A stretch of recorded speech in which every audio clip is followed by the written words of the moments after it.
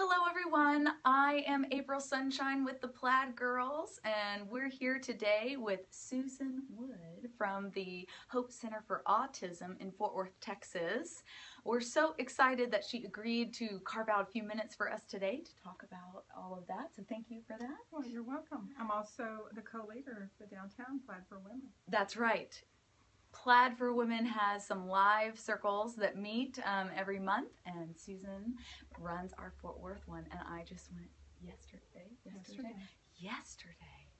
No, the day before. The day before yesterday. And I co-chair that with Christy Mosley-Eckler from the Samaritan House. And she's amazing as well. And we'll probably, on the Plaid Girls, meet her sometime soon as well. So I was walking the halls of your establishment, and it's so fun to see all the little rooms with, you know, an adult and a student and working on something. And tell us a little bit about what you do at the Hope Center for Autism.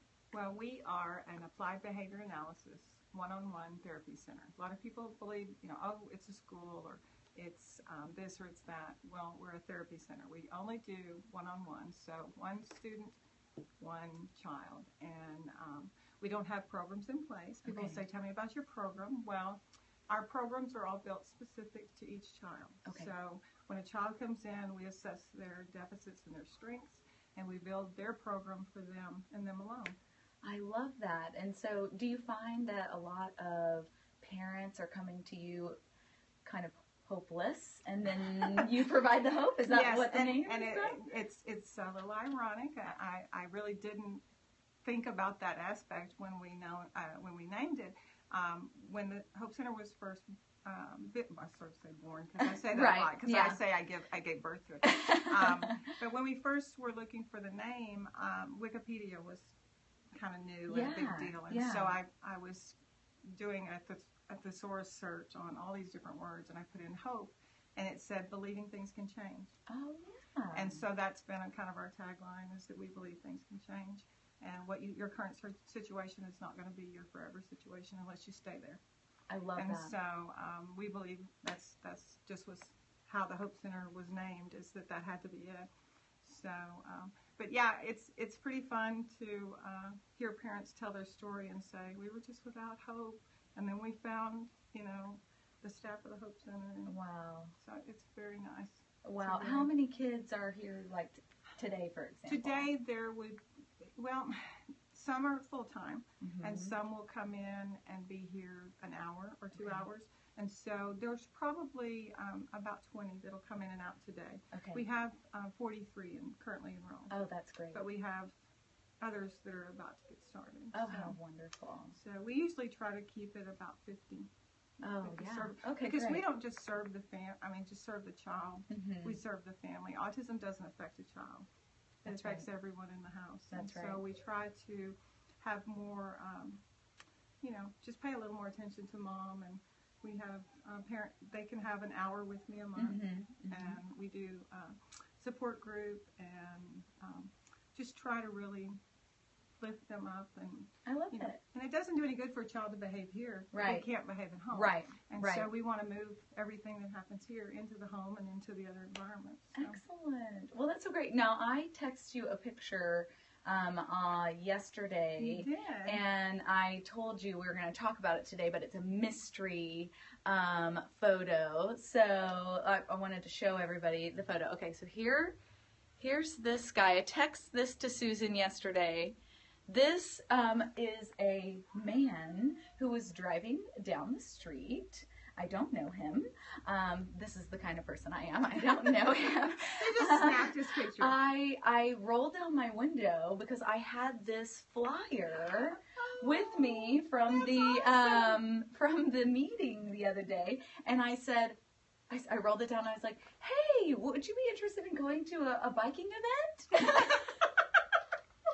And I'm sure he was like, I mean, he looked at me like, this is a strange picture. Yeah, he took it and he looked at it. He's like, when is it? I was like, I don't know. The information's on the flyer, but it's for the Hope Center for Autism. It's so great. That's amazing. So tell us a little bit about your event. Well, the River Ranch was wanting to reach out and serve the autism community. And so this guy right here, Spencer Elliott, right here, he works out with a police officer that was working with River Ranch to find some way to help autism, because the police officer has a son with autism. And so Spencer had one of our bracelets on that said Hope Center for Autism as he worked out. So they began to talk. Spencer comes and plays music for the kids. So. Fun. And so they began to talk, and we ended up being the charity that the River Ranch chose. That is amazing. And so it's called a poker run. Okay. They're not going to play poker, but there's something to do with cards. They're not playing poker. And yeah, it's not gambling, but they call it poker. But anyway, they go to 5 different locations, and then we're all going to meet back at River Ranch and have barbecue and Texas country music, and it's kid friendly, family friendly. There'll be all sorts of booths outside and a jump house and different things that they'll have. So it's going to be such a fun day, and it kicks off at 9 a.m. and we're going to go until 9 p.m. Oh my gosh, a full day. Are you going to ride a motorcycle? No. Okay. I don't have a motorcycle. That's okay. That's all right. I'm sure someone will offer for you to ride one. My husband Glenn's always joking about getting a motorcycle, and I said, you have to get a trike. Yes. If we had a 3-wheel, I would get on a motorcycle. Yeah, you need like a sidecar. That would be really fun. I have enough trouble just walking. I can't imagine staying balanced on a motorcycle. Well, very good. Well, hopefully this mystery guy will come to your event. I really did not understand that picture, but I knew I would find out today. That's right. Yes. That is super fun. So, okay, we ask our guests to tell us who their Shero is, and a Shero is a female hero. And so, Susan, why don't you tell us who you're? So, on the right, I don't know if it's your right or left. Okay. The elder woman with the flower is Eustasia Cutler, and she is Dr. Temple Grandin's mother. Oh, she is. And she is amazing. She is my Shero. Before there was therapy and it'd be available, this woman knew what to do. She taught her child with good old 40s parenting. She said what she meant, and she meant what she said, and she expected Temple to behave. And she treated her like she was the intelligent person that she was. Yeah. And now we all know that Dr. Grandin is a savant, and she's a genius. Amazing. And so, and Dr. Grandin will say, had it not been for her mother, making her learn skills, making her serve. She would have her to serve. Her mother would have dinner parties, and Temple would have to serve the guests. And it's just amazing stories that they tell, and I'm getting coaches. I love it. I just love, and I've had the honor of sitting down with her 2 different times and talk. I've met with both of them. We had Dr. Grandin here 3 years ago, and so after that, I went and her mom was at a workshop, and I got, after she spoke, she was out in the foyer, and so I skipped the next session and went and sat outside with her. And it was the most amazing time. I was just, I was just in heaven, because I got to spend about 45 minutes with her. I love it. I've seen the Claire Danes documentary. And if you haven't seen that, you need to go and watch it. You have to. You have to do it tonight. It will teach you a lot. HBO did a movie, it won 7 awards, and it was on the life of Dr. Grandin, and it's amazing, and it shows the potential. You know, we talked about what's one of the misconceptions about autism, and it is that people don't realize that they can learn. They just learn differently, and so that's what we do, is we teach to the learning style. I love that. Excellent. Okay, we're moving on to our No Mean Girl Challenge of the week. This week we are trying to include others. Include is the, umbrella. And the actual challenge is ask your coworker to help you with a brainstorm to solve an office problem. And this actually, I did this with one of my Plaid coworkers earlier this week. We were brainstorming and trying to figure out what the best solution was for some online postings we were going to be doing, and what amazing ideas came out of the both of us talking together instead of me just coming up with the ideas and shooting them to her. And a lot of the time we communicate by email at Plaid, but this was a Google Hangout meeting that I was having with her, and it's so much easier sometimes just to have somebody to talk to. Yeah, and just to kind of fast and furiously, you know, come up with a brainstorm. So, and I think it's very important that you give other people opportunities. Exactly. You know, we're at our office. We have 2 men in this office, but there are 15 people here, and there are 13 of them are women. Yeah. And so we all want to be heard. That's right. And so sometimes we, as an issue that we sometimes have is allowing everyone to be heard. Right. You know, some people think I'm right, and they could be right, but they still need to allow that other person to be heard. And that's hard for us as women to do.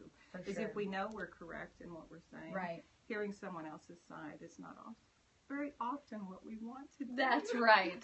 So that's why it's our No Mean Girl Challenge of this week. Right. And it is a challenge. It is. It is. So, you know, and I'm fortunate because I know a lot about this, and I've brought this into the workplace for us.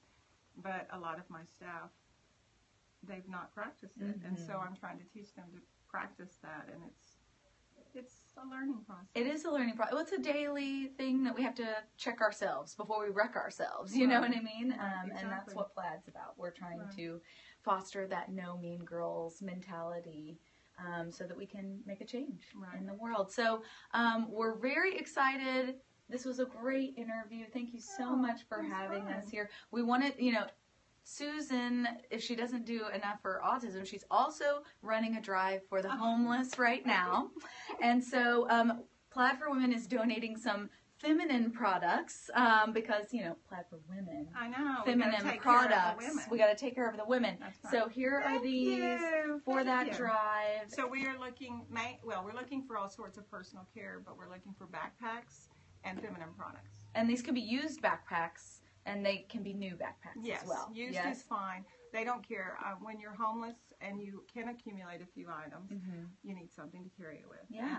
And it's a lot more respectful to be able to carry a bag or a backpack than a plastic sack. For sure. And so to give them a little level of dignity, we'd like for them to have some backpacks. Excellent. And so we're collecting anytime between now and August the 3rd. You can drop them by Hope Center for Autism, and you can Google us. Yeah. And find our address. Excellent. So plenty of opportunities for you guys to get involved, and if you know anybody that has an autistic child that's feeling a little hopeless, you might send them to the Hope Center for Autism. Thanks a lot, and we hope you have a really great day and you're able to be heard this week. That's right. Bye. Bye.